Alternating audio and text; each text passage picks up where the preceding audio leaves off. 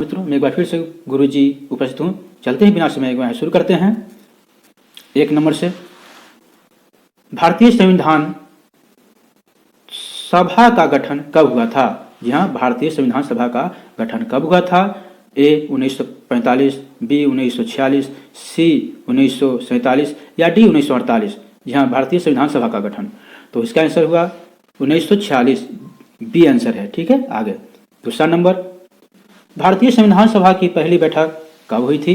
भारतीय संविधान सभा की पहली बैठक कब हुई थी? ए 7 दिसंबर 1946, 8 दिसंबर 1946 या सी 9 दिसंबर 1946 या डी 10 दिसंबर 1946? जी हाँ, भारतीय संविधान सभा की पहली बैठक 9 दिसंबर 1946 को हुई थी। इसका आंसर सी है। ठीक है, आगे तीसरा नंबर, भारतीय संविधान के निर्माण करने में कितना समय लगा था? ए 2 वर्ष 8 माह 18 दिन, बी 2 वर्ष 9 माह 18 दिन या सी 2 वर्ष 10 माह 18 दिन या डी 2 वर्ष 11 माह 18 दिन? तो इसका आंसर है संविधान निर्माण करने में समय लगा था 2 वर्ष 11 माह 18 दिन। इसका आंसर डी है। ठीक है, आगे चौथा नंबर देखते हैं। भारत गणराज्य भारतीय संविधान द्वारा प्रशासित होगी। संविधान सभा द्वारा इसकी स्वीकृति कब दी गई? जी हाँ, भारत गणराज्य भारतीय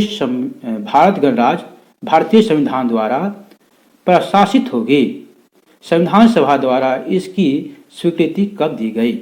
जी हाँ, ए 25 नवंबर 1949, 26 नवंबर 1949 या सी 27 नवंबर 1949 या डी 28 नवंबर 1949? जी हाँ, यहाँ पर लिखा हुआ है भारत गणराज्य भारतीय संविधान द्वारा प्रशासित होगी। इसकी स्वीकृति कब दी गई थी? तो इसका आंसर बताइए। ए 25 नवंबर 1950, बी 26 नवंबर 1950 या सी 27 नवंबर 1950 या डी 28 नवंबर 1949? बताइए। तो इसका आंसर 26 नवंबर 1950 को हुआ था, बी हुआ। ठीक है, आगे 5वां नंबर, भारतीय संविधान में कुल कितने भाग हैं? जी हाँ, ध्यान देने योग्य है। भारतीय संविधान में कुल कितने भाग हैं? ए 22, बी 23, 24, सी 24 या डी 25? जी हाँ, बताइए। तो भारतीय जो संविधान जिसमें बना था यानी लागू हुआ था उसमें 22 भाग थे और उसके बाद 24 हुए और वर्तमान में 25 है। इसका आंसर 25 होगा।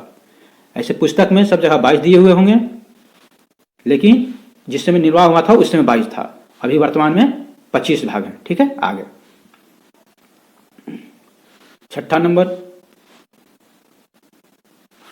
भारत के संविधान का निर्माण किया गया यानी किसके द्वारा किया गया? देखते हैं। ब्रिटिश साम्राज्य द्वारा, बी ब्रिटिश संसद द्वारा, सी भारतीय संसद द्वारा या डी संविधान सभा द्वारा? यहां बताइए।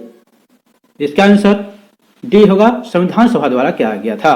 भारतीय संविधान का निर्माण संविधान सभा द्वारा किया गया था। ठीक है, आगे 7वां नंबर, भारतीय संविधान लागू हुआ मतलब कब लागू हुआ? भारतीय संविधान कब लागू हुआ? देखते हैं। ए 15 अगस्त 1947, बी 26 नवंबर 1949, सी 26 जनवरी 1950, डी 26 नवंबर 1952? यह बताइए। तो इसका आंसर होगा 26 जनवरी 1950। लागू हुआ 26 जनवरी 1950 और अंगीकृत किया गया था 26 नवंबर 1949 को, मतलब अपनाया गया था। लागू किया गया 26 जनवरी 1950। ये आया था 6 to 8 का परीक्षा जो हुआ था बीपीएससी का, उसमें आया था अंगीकृत कब हुआ था। ठीक है, आगे 9वां नंबर, 8वां नंबर हो गया नहीं, 8वां नंबर देखते हैं। भारतीय संविधान लिखने वाली संविधान सभा में भारतीय संविधान लिखने वाली संविधान सभा में सदस्य थे। अब कितना सदस्य थे देखिए। ए 380, बी 289 या सी 299 या डी 300? तो इसका आंसर हो गया, जिसमें संविधान लिखा गया था उसमें सदस्य थे 299। इसका आंसर सी है। ठीक है, आगे 9वां नंबर, भारतीय संविधान में कुल कितने अनुच्छेद हैं? ए 352, बी 375, सी 395 या डी 402? तो इसका आंसर है 395। इसमें कुछ भाग अनुच्छेद और जोड़े गए हैं तो ज़्यादा हो गए हैं, लेकिन अनुच्छेद 395 ही हैं। उसमें भाग बदले हुए हैं, भाग करके बढ़ गए हैं, लेकिन अनुच्छेद 395 हैं। ठीक है, आगे 10वां नंबर, भारतीय संविधान कैसा है भाई? ए लचीला है या कठोर है, या सी लचीला तथा कठोर दोनों है, या डी उपयुक्त में से कोई नहीं? तो इसका आंसर सी है, लचीला तथा कठोर दोनों है। 11 नंबर देखते हैं,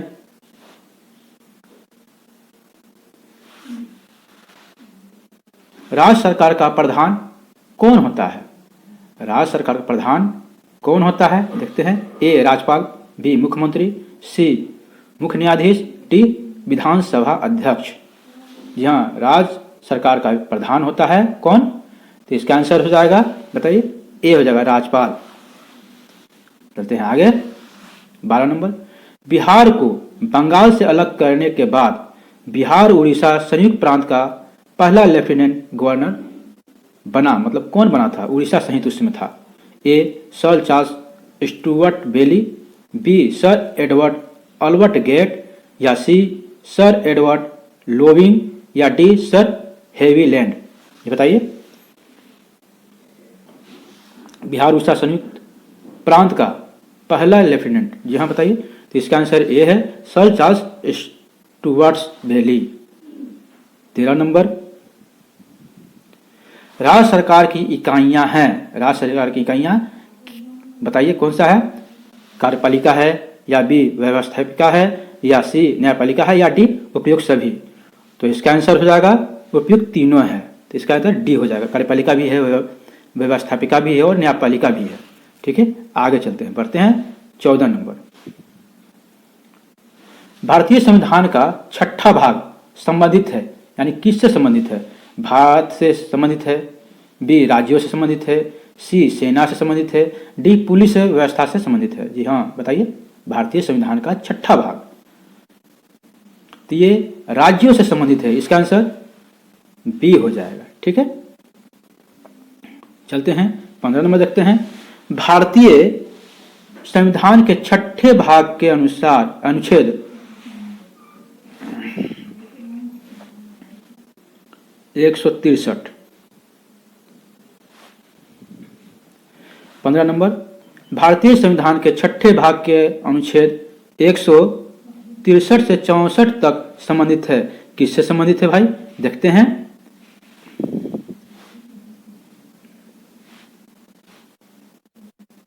ए राज्यों के राज्यपाल से संबंधित है, बी राज्य के उच्च न्यायालय से संबंधित है, सी राज्यों के मुख्यमंत्री तथा मंत्री परिषद से संबंधित है, या डी राज्यों के महाधिवक्ता से संबंधित है? जी हाँ, 163 से 64 अनुच्छेद छठा भाग में। जी हाँ बताइए, 15 का है, इसका आंसर सी है, राज्यों के मुख्यमंत्री तथा मंत्री परिषद से संबंधित है।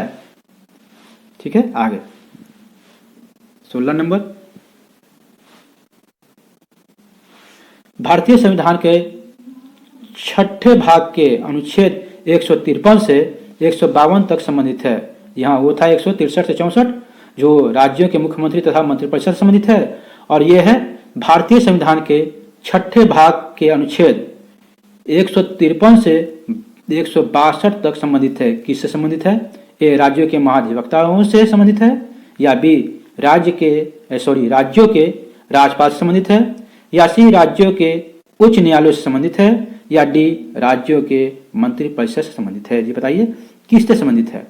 तो इसका आंसर हो जाएगा ये 153 से 162 अनुच्छेद राज्यों के राज्यपाल से संबंधित है। इसका आंसर बी हो जाएगा। ठीक है, आगे 17 नंबर, भारतीय संविधान के छठे भाग के अनुच्छेद 166 संबंधित है। जहां से पहले था 163-64 जो था कि राज्यों के मुख्यमंत्री तथा मंत्रिपरिषद से संबंधित था, 153 से 62 तक राज्यपाल से संबंधित था। तो यहाँ छठे भाग में कहता है भारतीय संविधान के छठे भाग के अनुच्छेद 166 संबंधित है। किससे है? तो राज्यों के महाधिवक्ताओं से संबंधित है, बी राज्यों के मुख्यमंत्री से संबंधित है, सी राज्यों की सरकार संचालन से संबंधित है, या डी राज्यों के उच्च न्यायालय से संबंधित है। तो इसका आंसर बताइए सी हो जाएगा, राज्यों की सरकार संचालन से संबंधित है, अनुच्छेद 166 से। ठीक है, आप देखते हैं 18 नंबर, अनुच्छेद 213, अनुच्छेद 213 में उल्लिखित है, मतलब क्या उल्लिखित है?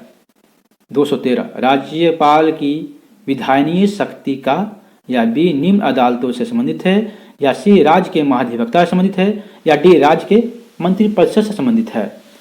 तो इसका आंसर ए है, राज्यपाल की विधायनीय शक्ति से संबंधित है।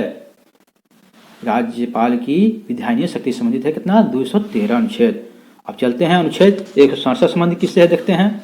राज्य के महाधिवक्ता संबंधित है, मुख्यमंत्री द्वारा राज्यपाल को सूचित प्रदान करने से संबंधित है, या सी राज्यों के उच्च न्यायालयों से संबंधित है, या डी राज्यों के निम्न अदालतों से संबंधित है। जी हाँ बताइए। इसका आंसर बी है, मुख्यमंत्री द्वारा राज्यपाल को सूचित प्रदान करने से संबंधित है, अनुच्छेद 167। ठीक है, आगे देखते हैं 20वां नंबर, अनुच्छेद 196 से 212 तक में उल्लेखित है। 196 से 212 तक में उल्लेखित है, क्या उल्लेखित है देखते हैं। राज्य की विधायनीय प्रक्रिया संबंधित है, या बी राज्य की निम्न अदालतों से संबंधित है, या सी राज्य की महाधिवक्ता संबंधित है, या डी राज्य के उच्च से संबंधित है। तो इसका आंसर हो जाएगा बी राज्य की निम्न अदालतों से संबंधित है। आगे 20वां नंबर, 20वां हो गया। 21वां नंबर, केंद्र की सूची में कितने विषय हैं जिसमें केंद्र सरकार को कानून बनाने का अधिकार है? एक बार सुन लीजिए फिर से, केंद्र की सूची में कितने विषय हैं जिसमें केंद्र सरकार को कानून बनाने का अधिकार है? ए 95, बी 96, सी 97, या डी 98। केंद्र की सूची में 97 सूची में है, तो इसका आंसर हो जाएगा सी। आगे चलते देखते हैं 22वां नंबर, दूसरी सूची किससे संबंधित है? सूची जो दूसरा सूची है किससे संबंधित है? ए केंद्र सरकार से, बी राज्य सरकार से, सी न्यायालय से, डी संसद से। बताइए किससे संबंधित है? ये दूसरी सूची राज्य से संबंधित है, तो राज्य सरकार से संबंधित है, तो इसका आंसर बी हो जाएगा। चलते हैं 23वां नंबर देखते हैं, तीसरी सूची समवर्ती विषयों से संबंधित है जिस पर कानून बनाने का अधिकार है। यह कहता है तीसरी सूची समवर्ती विषयों से संबंधित है जिस पर कानून बनाने का अधिकार है। बताइए किससे है? ए संसद को है, बी विधानमंडल को है, सी संसद और विधानमंडल दोनों के है, या डी उपयुक्त में से किसी को नहीं है। बताइए इसका आंसर सी है, संसद और विधानमंडल को है, संसद और विधानमंडल को है। चलते हैं 24वां नंबर देखते हैं, बिहार के 38 जिलों में कुल कितनी विधानसभा निर्वाचित हैं? बिहार के 38 जिलों में कुल कितने विधानसभा निर्वाचित क्षेत्र हैं? ये बताइए। इसका ए 241, बी 242, सी 243, या डी 244। यहाँ बताइए। इसका आंसर सी है 243। कुल विधानसभा की संख्या 243 है, तो इसलिए 38 जिलों में मिलाकर 243 है। ठीक है, आगे चलते हैं 25वां नंबर, किसके अनुशंसा से राष्ट्रपति राज्य में राष्ट्रपति शासन लागू करते हैं? ए मुख्यमंत्री, बी महाधिवक्ता, सी मुख्य न्यायाधीश, या डी राज्यपाल। यहाँ किसके अनुशंसा पर है ना राष्ट्रपति राज्य में राष्ट्रपति शासन करते हैं, मतलब किसी भी राज्य में राष्ट्रपति शासन लागू किया जा सकता है। इसका आंसर बताइए क्या है? ए मुख्यमंत्री, बी महाधिवक्ता, सी मुख्य न्यायाधीश, या डी राज्यपाल। तो इसका आंसर डी है राज्यपाल। राज्यपाल ही लिख के देंगे तो 356 अनुच्छेद के साथ राष्ट्रपति शासन होता है। 26 नंबर, राज्य के राज्यपाल संविधान के किस अनुच्छेद के तहत राज्य में राष्ट्रपति के प्रतिनिधि के रूप में राज्य का संचालन करते हैं? राज्य के राज्यपाल संविधान के किस अनुच्छेद के तहत राज्य में राष्ट्रपति के प्रतिनिधि के रूप में राज्य का संचालन करते हैं? तो अनुच्छेद 163, बी अनुच्छेद 165, सी अनुच्छेद 214 या डी अनुच्छेद 356। यह बताइए क्या होगा? इसका होगा अनुच्छेद 356। अभी मैंने बताया था राष्ट्रीय शासन। आगे चलते हैं 27वां नंबर। स्वतंत्रता के पश्चात बिहार के राज्यपाल बने, मतलब कौन बने थे? स्वतंत्रता हो गया था, उसके बाद बिहार के राज्यपाल कौन बने थे? ए माधव श्रीहरि अन्य, बी जाकिर हुसैन, डी जयराम दास दौलतराम या डी आर दिवाकर। यहाँ बताइए, इसका आंसर है जयराम दास दौलतराम। या ऐसे भी सवाल पूछता है बिहार के प्रथम राज्यपाल कौन थे? तो जयराम दास दौलतराम। ठीक है, आगे 28वां नंबर। राज्य के राज्यपाल संविधान के किस अनुच्छेद के तहत राज्य के राज्यपाल संविधान के किस अनुच्छेद के तहत मुख्यमंत्री एवं मंत्रियों को नियुक्त करते हैं? इस किस अनुच्छेद के तहत बताना है। ए अनुच्छेद 164 के एक या बी अनुच्छेद 165, सी अनुच्छेद 213, डी अनुच्छेद 214। जी हाँ बताइए, तो इसका आंसर कितना होगा? ये खुद ब खुद इस ऑप्शन में अलग किया हुआ है, सबसे डिफरेंट है। अनुच्छेद 164 भाग 1 दिया हुआ है, तो इसका आंसर ए हो जाएगा। ठीक है, आगे 29 नंबर देखते हैं। राज्य का मुख्यमंत्री होता है, बताइए क्या होता है? सरकार का प्रधान होता है, या राज्यपाल का प्रमुख परामर्शदाता होता है, या डी विधानसभा का नेता होता है, उपयुक्त सभी होता है? ये बताइए क्या होगा? इसका आंसर डी होगा, क्योंकि ये राज्य सरकार का प्रधान भी होता है, राज्यपाल का प्रमुख परामर्शदाता भी होता है, और सी विधानसभा का नेता भी होता है। इसका आंसर डी होगा। सही है। 30वां नंबर। बिहार का विधान मंडल बनता है, मतलब किस पर बनता है, कैसे बनता है बताते हैं। राज्यपाल बनता है, विधानसभा बनता है, विधान परिषद बनता है, या डी उपयुक्त तीनों के सम्मिलित से बनता है। बिहार का विधानमंडल बनता है कैसे? राज्यपाल से बनता है, या बी विधानसभा से बनता है, या सी विधान परिषद से बनता है, या डी उपयुक्त तीनों के सम्मिलित से बनता है। तो इसका आंसर डी है, उपयुक्त तीनों के सम्मिलित से बनता है। आगे नंबर देखते हैं 31 नंबर।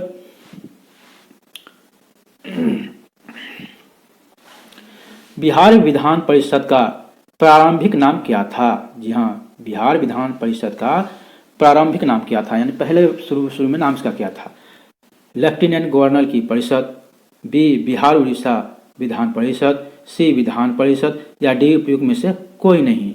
यहाँ बताइए इनमें से क्या आंसर होगा? ए लेफ्टिनेंट गवर्नर की परिषद नाम था।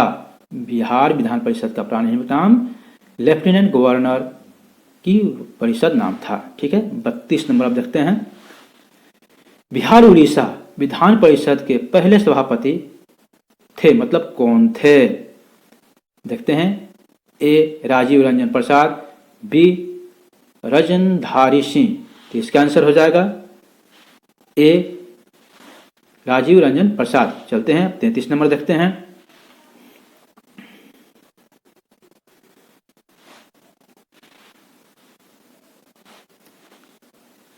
बिहार विधानसभा के पहले अध्यक्ष कौन थे? जी हाँ, बिहार विधानसभा के पहले अध्यक्ष कौन थे? 32 लगता है कि कुछ गलती बोल दी है क्या? 32 देखते हैं, एक बार फिर से देख लेते हैं। बिहार उड़ीसा विधान परिषद के पहले सभापति कौन थे? राजीव रंजन प्रसाद, या बी रजनधारी सिंह, या सी वर्ल्ड मोडे, या डी सच्चिदानंद सिन्हा। तो बिहार उड़ीसा विधान परिषद के पहले सभापति ये थे, वाल्डन मोडे थे। वाल्डन मोडे थे। इसका आंसर डी हो जाएगा। 33 से चलते देखते हैं। बिहार विधानसभा के पहले अध्यक्ष कौन थे?